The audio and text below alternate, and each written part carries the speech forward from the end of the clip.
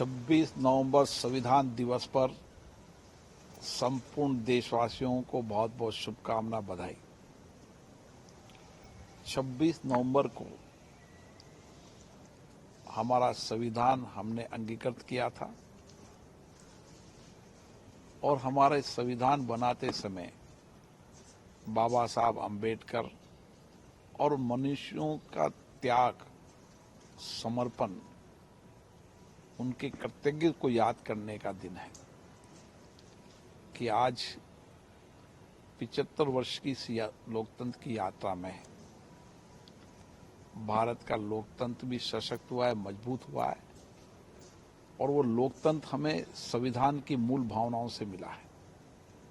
आजादी के बाद जब हमने संविधान की चर्चा की, डिबेट शुरू की, तो हमारे मूल में, हमारी विरासत में लोकतंत्र था।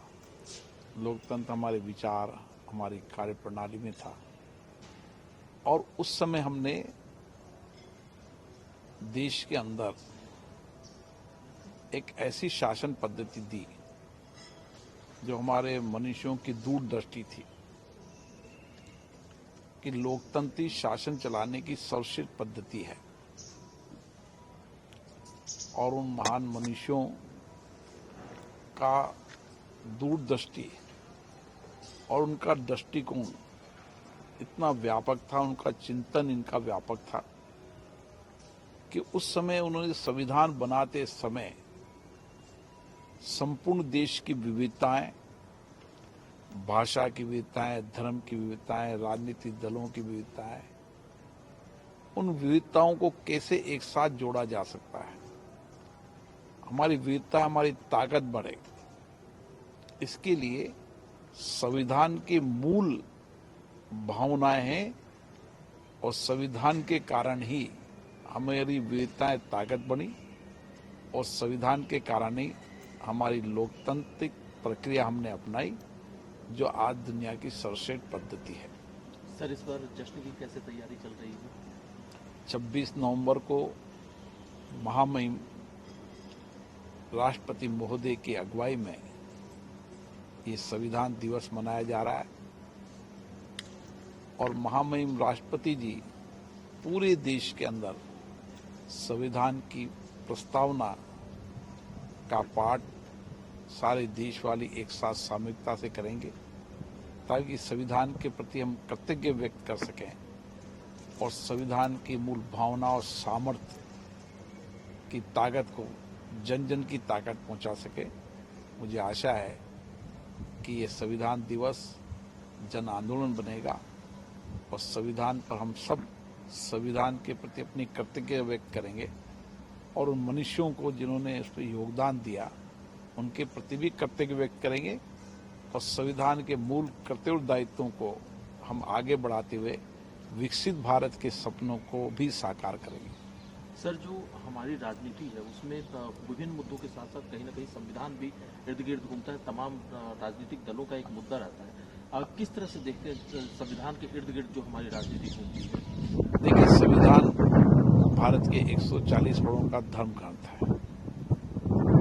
संविधान हमारा सामर्थ्य है, संविधान हमारी शक्ति है, संविधान हमारा मार्गदर्शन है, न किसी व्यक्ति का न किसी एक राजनीतिक दल का। जब संविधान बनाते समय हमारी मूल भावनाएं सबको समानता, बंधुत्व, सबको अधिकार और सबको कर्तव्य, एक ऐसा व्यापक विचार है कि आज 75 वर्ष के बाद भी हमारा संविधान व्यापक दृष्टिकोण के साथ हमें मार्गदर्शन कर रहा है और संविधान हमारा कानूनी दस्तावेज नहीं है, संविधान हमारा सामाजिक दस्तावेज है। इस संविधान के कारण ही हमने सामाजिक आर्थिक परिवर्तन किए, समाज के वंचित, गरीब, पिछड़े व्यक्तियों को संविधान की मूल भावनाओं के अनुसार सम्मान लाने का काम किया, हमारी धर्म, हमारी अभिव्यक्ति की आज़ादी। दुनिया के अंदर आज भारत के संविधान को लोग पढ़ते हैं, उसकी विचारधारा को समझते हैं कि उस समय कैसे हमने मताधिकार का प्रयोग सभी वर्गों को, सभी जातियों को और बिना धर्म और बिना लिंग के भेदभाव के सबको अधिकार मिले।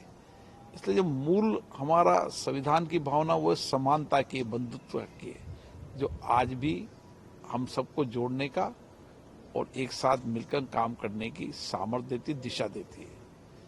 राजनीतिक रूप से सब संविधान के प्रति सम्मान करते हैं, सबको संविधान करना चाहिए। इसमें संविधान को राजनीति के दायरे में नहीं लाना चाहिए, क्योंकि संविधान सबका मार्गदर्शक है।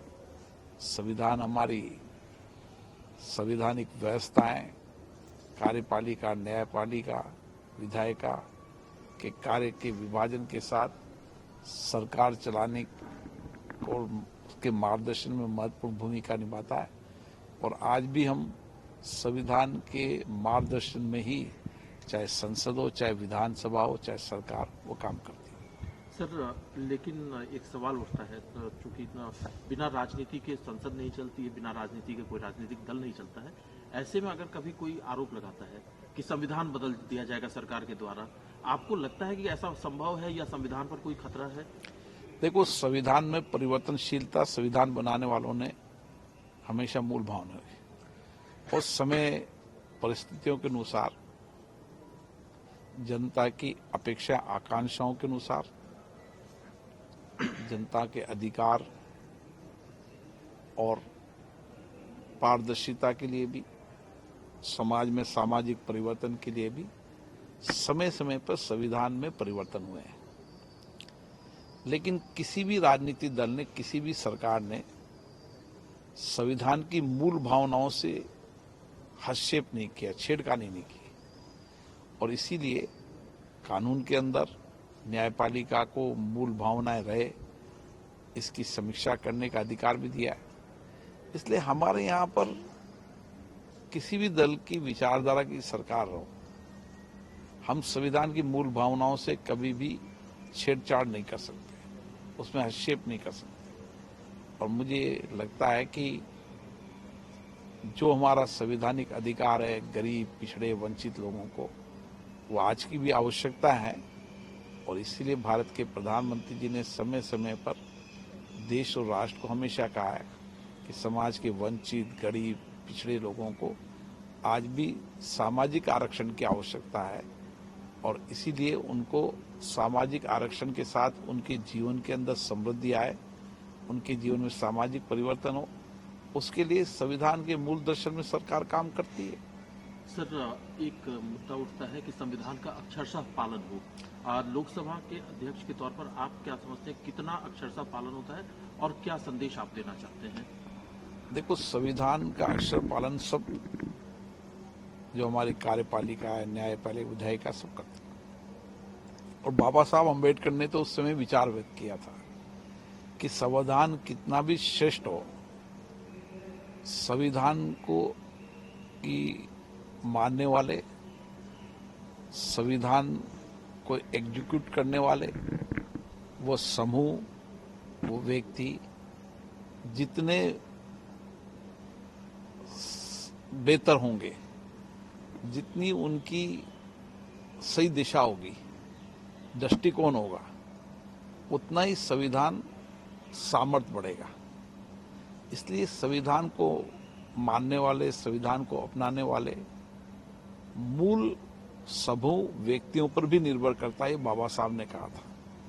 और मेरा मानना है कि इस 75 वर्ष की यात्रा के अंदर हमने संविधान के प्रति हमेशा निष्ठा रखी है, संविधान के मार्गदर्शन में काम किया है।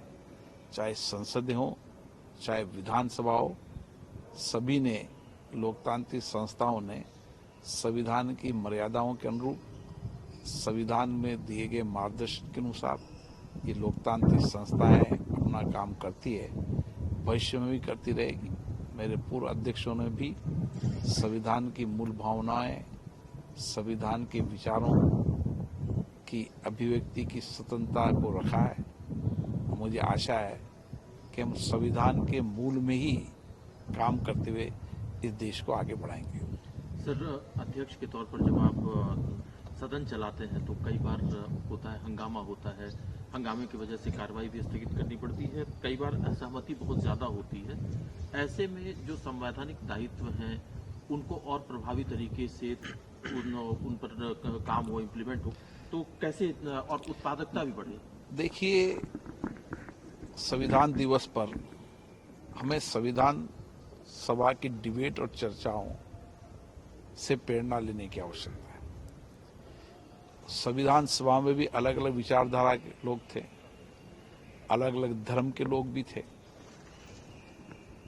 लेकिन उस संविधान सभा में एक सार्थक चर्चा हुई, सकारात्मक चर्चा हुई। सहमति असहमति तो उस समय भी थी, उस सहमति असहमति में लोकतंत्र की ताकत है। और आज समय आ गया है कि हमें संविधान सभा की उस डिबेट से, उच्च कोटि की परंपराओं से हमें प्रेरणा लेने की, कि जहां पर सभी दल विचारधारा के लोग हों, सभी धर्म के लोग हों, उनके सभी विचारधाराओं के धर्मों को मानते हुए हम किस तरीके से श्रेष्ठ चर्चा कर सकते हैं, उच्च मर्यादा कायम कर सकते हैं, उच्च आचरण स्थापित कर सकते हैं। इसलिए सदनों के अंदर हमें संविधान दिवस पर, संविधान दिवस की शेष परंपराएं परिपाटियों पर भी प्रेरणा लेने का दिन है, ताकि हम अपने अपने सदनों के अंदर अच्छी चर्चा कर सकें, उच्च कोटि की चर्चा कर सकें। सहमति असहमति हो, लेकिन देश के हित में जहां आवश्यकता हो, सहमति से, सामूहिकता से काम करें। जितनी सहमति सामूहिकता से काम करेंगे उतना ही देश आगे बढ़ेगा। विचारधाराएं अलग हो सकती है, अभिव्यक्ति भी अलग हो सकती है, लेकिन देश प्रथम है, ये मूल भावना संविधान में भी है और ये मूल धारणा हमारे विचारधारा में हमेशा रहनी चाहिए। इसलिए मेरा हमेशा माननीय सदस्यों से आग्रह रहता है कि हम सदनों की गरिमा को बना के रखें, उच्च कोटि की परंपराओं को बना रखें। हमारी विरासत उच्च कोटि की परंपरा मर्यादाओं की रही है, उसको कायम करें। मुझे आशा है कि सभी माननीय सदस्य अपने शिष्ट आचरण करते हुए सदन की मर्यादाओं और गरिमा को बनाते हुए एक अच्छी चर्चा संवाद करेंगे और अच्छी परंपराएं स्थापित करेंगे। एक आखिरी सवाल है सर, क्योंकि कल से शीतकालीन सत्र शुरू हो रहा है, आपके साथ हमने कई जगह पर all India presiding officer conference भी कवर किया, जिसमें कि एक बात पर सहमति बनी, जैसा आप कह रहे हैं कि हंगामा होता है तो आपकी अपेक्षा रहती है, उसमें कई जगह पर जो विपक्षी दलों की भी जिन राज्यों में सरकारें हैं उनके भी अध्यक्ष ने कहा कि वेल में आने के लिए नियम कड़े कायद होने चाहिए, प्ले कार्ड लेकर के कोई ना आए। ये तमाम चीजें एक अध्यक्ष के तौर पर, लोकसभा अध्यक्ष के तौर पर आप क्या अपेक्षा करते हैं इस शीतकालीन सत्र में? नियम परंपराओं से मैं आचरण को बदला नहीं जा सकता। नियम परंपराएं एक दृष्टिकोण देती, दिशा देती है। इसलिए बाबा साहब ने उस समय कहा था कि संविधान को मानने वाले और संविधान को एग्जीक्यूट करने वाले लोगों पर निर्भर करेगा। आज भी संविधान हो चाहे संसद हो, उच्च कोटि की मर्यादाएं, उच्च कोटि का आचरण हमारे व्यवहार में होना चाहिए।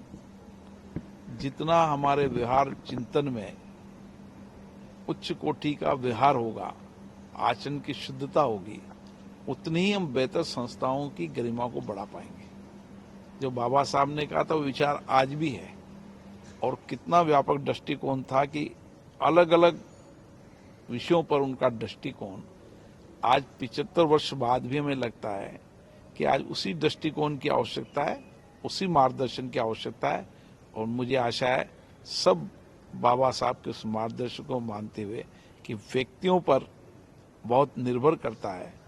मेरा मानना है कि माननीय सदस्यों के उस आचरण पर, व्यवहार पर बहुत निर्भर करता है हमारी सदन की मर्यादाओं, उच्च कोटि की परंपराओं को लागू करना।